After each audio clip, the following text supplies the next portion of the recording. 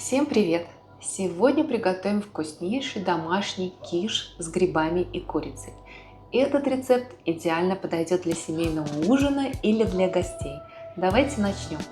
Для приготовления киша на 6 порций нам понадобятся следующие ингредиенты. Для основы пшеничная мука 250 грамм, сливочное масло 125 грамм, 1 яйцо, щепотка соли. Для начинки нам понадобится 190 грамм сливки 33-35%, куриное филе 180 грамм, шампиньоны 6 мелких или 5 крупных, 3 яйца, соль по вкусу. Для начала приготовим основу. Если у вас есть блендер, то тесто готовится очень быстро, за 2 минуты и готово. Но если нет, то немного дольше, можно сделать руками.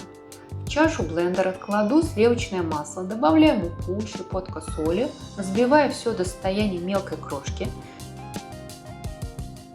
Теперь добавляю 1 яйцо,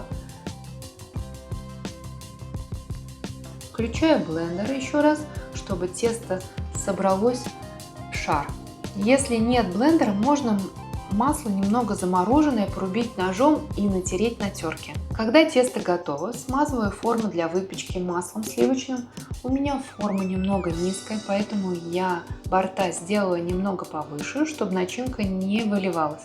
Размер формы 20 сантиметров, но теста вполне хватит для диаметра формы 22-24 сантиметра. Распределяю тесто по форме, формирую бортики, накалываю вилкой, чтобы оно не вздувалось при выпечке. У меня осталось немного массы, поэтому решила сделать в форме для выпечки кексов. Готовую основу отправляю в холодильник на 15-20 минут, чтобы тесто стало более плотным. Пока тесто охлаждается, разогреваю духовку до 180 градусов и готовлю начинку. Нарезаю шампиньоны, куриное филе небольшими ломтиками.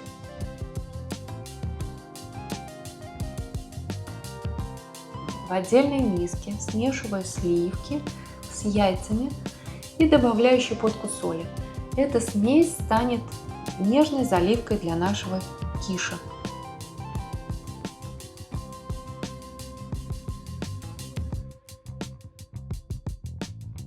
Теперь возвращаемся к тесту. Достаю форму из холодильника, выкладываю на тесто лист пергамента и насыпаю рис или любую другую крупу, чтобы создать груз.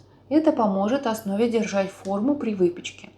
Ставим тесто с грузом в духовку на 15 минут, затем аккуратно снимаю пергаментом с рисом и выпекаю еще 10 минут до легкой золотистой корочки. Когда основа готова, выкладываю на нее подготовленные грибы и кусочки курицы.